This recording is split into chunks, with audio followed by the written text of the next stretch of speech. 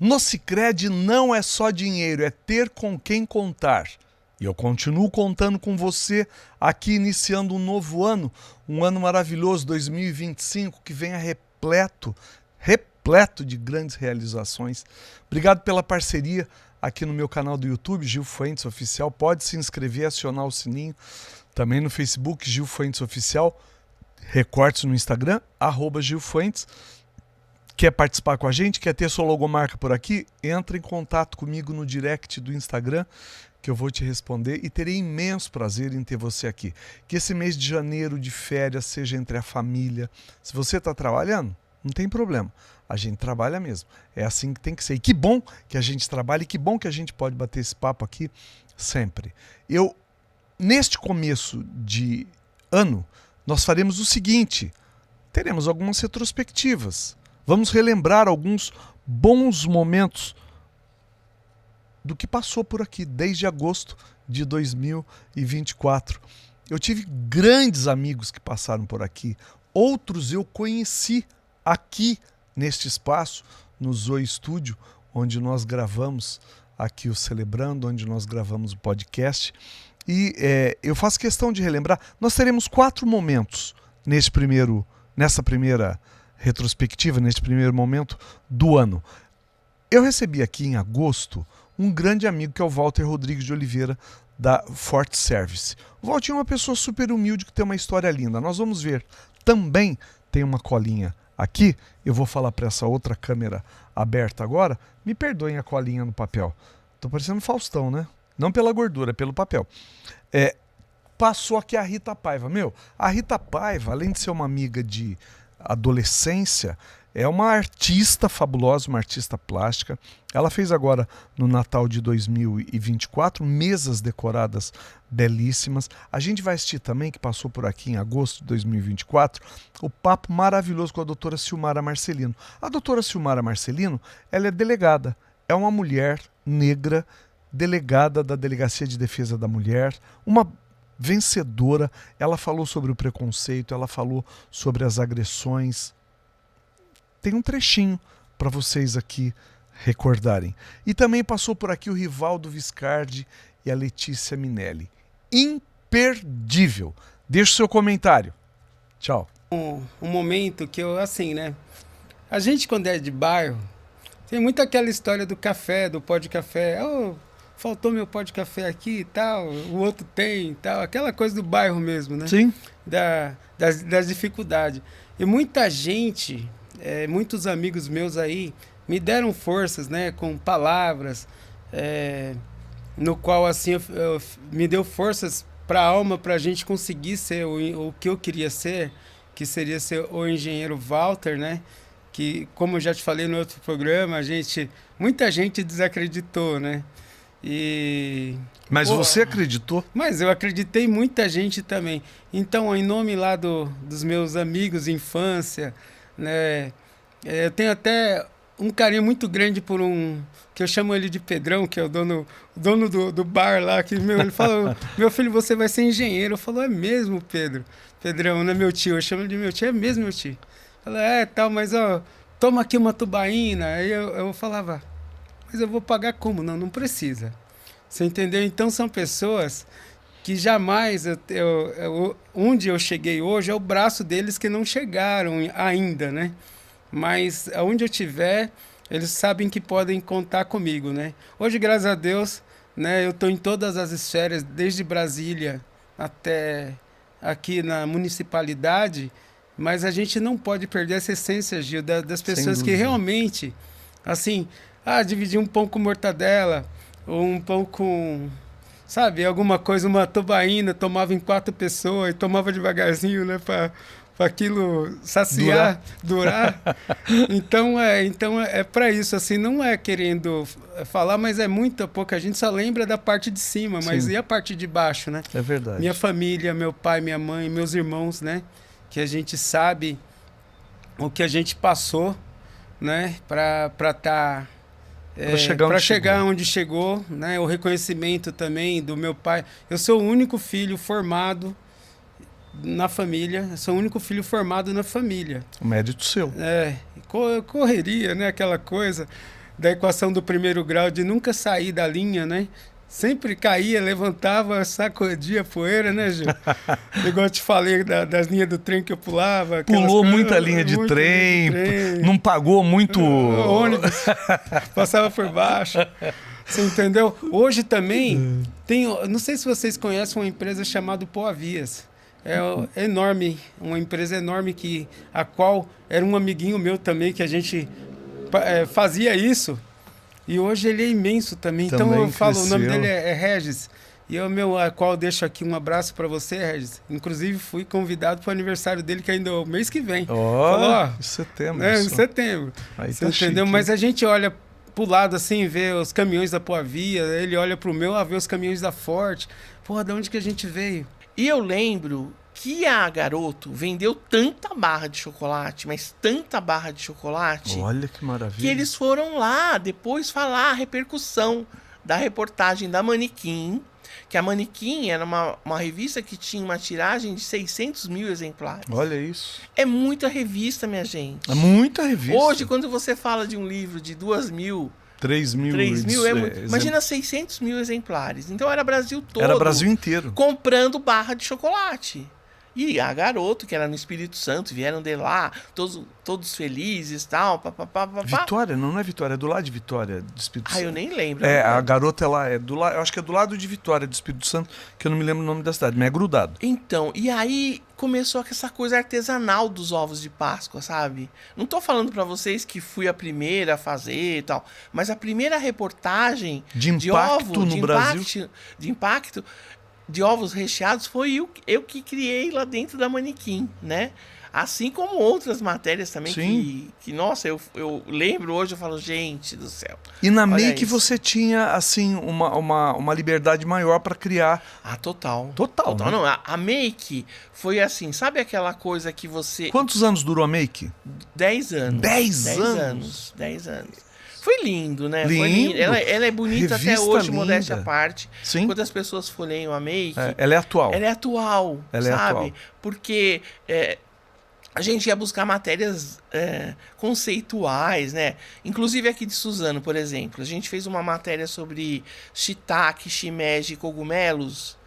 E depois eu fotografava nos sítios aqui. Você tinha uma fotógrafa maravilhosa. Cacá Brática, filha do arquiteto, né? Tal. A Cacá é incrível. É incrível para fazer foto. Melhor fotógrafa que eu já trabalhei até hoje. Maravilhosa. Assim. E tirando os meus amigos lá, né? Os saudosos. Consagrados, né? E a gente fez essa matéria de cogumelos aqui de Suzano, que eu falo, a gente precisava fazer mais isso aqui. Em Suzano tem tanta coisa legal, né? E dava esse material, esse shiitake, esse shimeji, para os chefes de cozinha em São Paulo fazer os pratos. Eles preparavam os pratos e a gente fotografava os pratos prontos. Chique. E dava receita. Então a Make, ela valorizava o sítio, o agricultor, o profissional chefe. E tinha aquela luz maravilhosa na foto que dava vontade de comer, né? E assim, a gente não tinha uma revista como eu fazia a Face Venda, por exemplo. Era uma revista mais glamurosa, meio que ela era bem conceitual, tinha moda, tinha beleza, tinha decoração. Então eu ia buscar umas coisas bem diferenciadas, que o pessoal fala, onde é que você ia xeretar isso? Falei, gente, a gente tem um olho clínico, eu fui treinada para isso, né? Então a gente quer colocar para fora através da nossa revista, e ela ficou aí, ela tinha uma receita publicitária tão boa, Gil. Foi uma pena a editora fechar, né? A editora fechou, A editora fechou. Gente, hoje tá em modo patchwork, mas o primeiro Fusca... o primeiro Fusca forrado de patchwork, hoje você vê em toda a esquina. Quem fez foi a Rita Paiva. As pessoas falam assim, mas é um Fusca almofadinha, assim, uma almofadinha em forma de Fusca? Não, minha gente, é um Fusca mesmo coberto de patchwork. Coberto de patchwork. E ele andava por aí pela... Isso, e foi até Gramado. Foi até Gramado, na rua coberta, foi chique. chiquérrima, foi a parada lá em Gramado. Então essas loucuras que a gente gosta de realizar, né, Gil? E cadê o Fusca? Aí eu vendi o Fusca, Com tava patchwork ocupando e tudo? espaço em casa. Aí eu vendi pra Nani, que é uma confeiteira maravilhosa, dentista e confeiteira. Mas foi com da patchwork? Penha. Foi com tudo, né? E ela feliz da vida que tinha o Fusca. A punição nunca é como a gente gostaria, como a gente esperava. Em relação às agressões feitas contra a mulher, as punições, elas são de fato punições verdadeiras? A questão é que, como se trata de, na maioria dos casos, de violência doméstica, isso é um pouco relativo. Porque, do ponto de vista da vítima, ela quer se ver livre da violência. Sim. Né? Então, às vezes, a punição, se ela não trouxer isso na sequência, para ela é o menos importante. Então, é o marido dela, o pai dela, o irmão dela, é alguém da família dela. Né? Na maioria das vezes, marido? Na maioria das vezes, marido. A maioria das vezes é marido, mas não apenas. Então, ele vai preso, pega 1, 2, não sei quantos anos de prisão. Junto com isso, tem outros problemas. Então, assim, a gente pensa em combate à violência doméstica em rede. Né? Então, a gente precisa ter punição? Sim, precisa. Mas a gente precisa ter as questões sociais junto. Porque quando a mulher ela dá esse passo de fazer um registro contra alguém que até então era o amor da vida dela, isso traz outras consequências junto. Então a gente precisa estar preparado para estar acolhendo essa vítima, para que ela não se arrependa de ter feito esse registro e as consequências não sejam pior. Mas muitas vezes as mulheres se arrependem de ter feito. Sim, com certeza, infelizmente, mas tem tudo a ver pelo fato de ser alguém muito próximo a ela. Então, por exemplo, ela vai na delegacia, faz um registro, a gente prende o marido dela. Mas esse marido dela, ele é o pai do filho dela. Ele é o filho da sogra dela. É quem sustenta muitas vezes a casa, na maioria das vezes. Então, por isso a gente precisa pensar em violência doméstica em rede e não só na punição. A punição é importante. Sim. E de acordo com a gravidade ela tem que ser efetiva. Né? Mas, em alguns casos, às vezes não tão graves, se a gente conseguir trabalhar a rede, trabalhar o lado social, às vezes a gente resolve melhor o problema da mulher do que com uma prisão efetiva, que às vezes pode gerar uma perda de emprego ou algumas outras consequências, entendeu? Eu já ouvi alguns comentários e eu não concordo que isso acontece por uma faixa etária. Normalmente as agressões elas acontecem numa determinada faixa etária que tem um poder aquisitivo menor. Isso não é fato. Não é fato. A diferença é o seguinte, assim, a violência doméstica ela está em todas as classes sociais, todas as esferas, toda a faixa etária e daí as pessoas que têm um poder aquisitivo um pouco melhor, elas têm mais dificuldade em denunciar o agressor. Ah, é? Sim. Por quê? Porque vergonha de expor? Vergonha de expor. Né? O que os outros vão pensar, como que a família, aquela coisa. Às vezes é um empresário, fica desmoralizado, vai parar.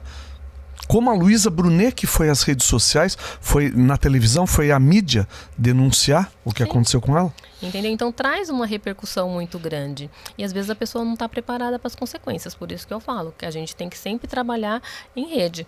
Porque a gente precisa acolher essa vítima e dar outras opções, entendeu? Depois que eu denunciar o agressor, vai acontecer o quê? Entendeu? A prisão tão somente, a punição tão somente resolve o problema? Muitas vezes não. É claro que se o fato for muito grave, é inevitável. Feminicídio, no caso. Feminicídio é o que a gente quer evitar. Assim, toda essa campanha é para que não se tenha feminicídio. Para que não se tenha. Né? Mas a gente vê acontecer isso com frequência. Infelizmente a gente vê com frequência, mas o objetivo nosso é não ter. É não ter feminicídio, porque tem feminicídio, acabou. Eu dei uma palestra semana passada no SESI e eu lembrei disso porque a menina falou para mim, mas e se aconteceu o feminicídio? E eu assim, espontaneamente, falou assim, acabou. Né? Infelizmente a realidade é essa. Porque o objetivo é evitar isso. Claro. Porque assim, o que você pode fazer? Só prendeu o agressor, puniu o agressor, mas você não tem mais vítima para tratar, entendeu? Não tem mais o que acolher. Mas os agressores de feminicídio, a punição, ela é maior? Com certeza. Entendeu? O homicídio é um homicídio qualificado, o feminicídio. Ele tem uma pena... Feminicídio, falei errado, perdão. Sim, feminicídio. Ele tem uma pena maior por ser um homicídio qualificado. A pena é grande por si só, né? Porque isso, mesmo que não fosse considerado feminicídio, porque até uns anos atrás não tinha essa tipificação. Já tinha uma pena alta, porque é morte, né? Acabar com a vida. Então, a pena é alta. Né? Mas o que a gente quer evitar é isso, o feminicídio. A gente não quer punir. A gente quer que não exista feminicídio. E o casal abriu o colégio e logo de cara, o que eles ganharam de presente? A pandemia. Uma pandemia de um ano. Não, eu conheço um monte, né?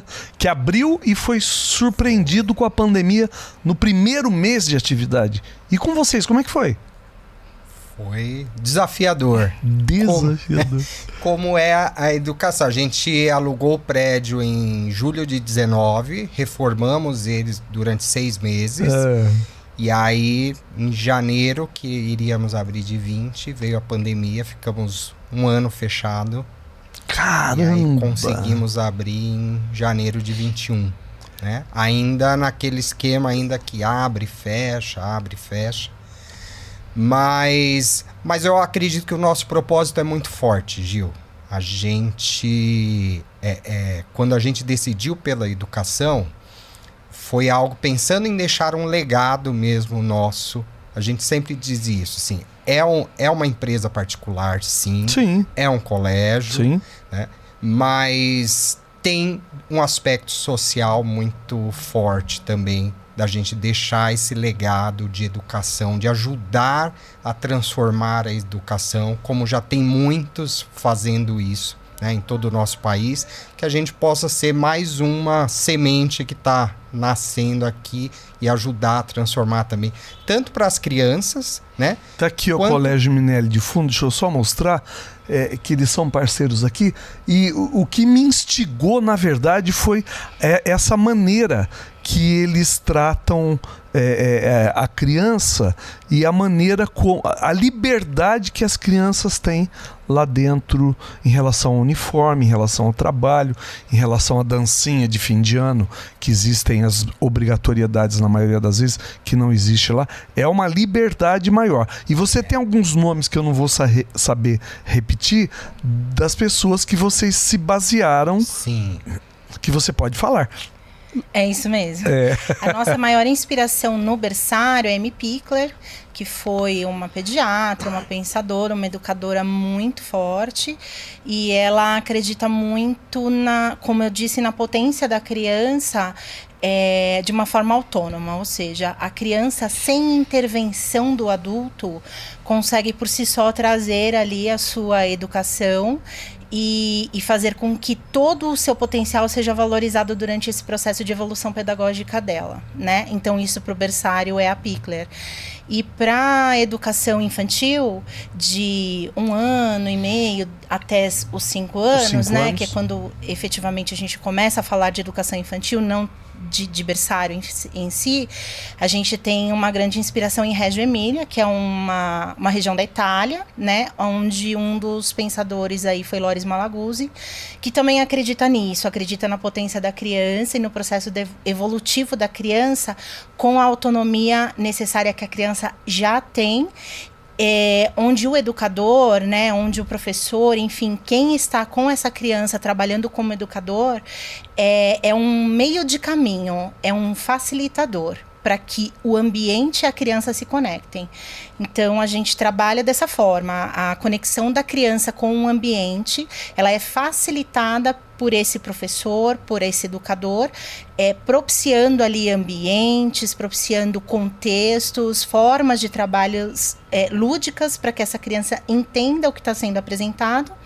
E através de registros, através de observações e conectado à BNCC, que é a nossa diretriz aí educacional, né, do momento, consiga fazer todo o processo evolutivo pedagógico dessa criança. Então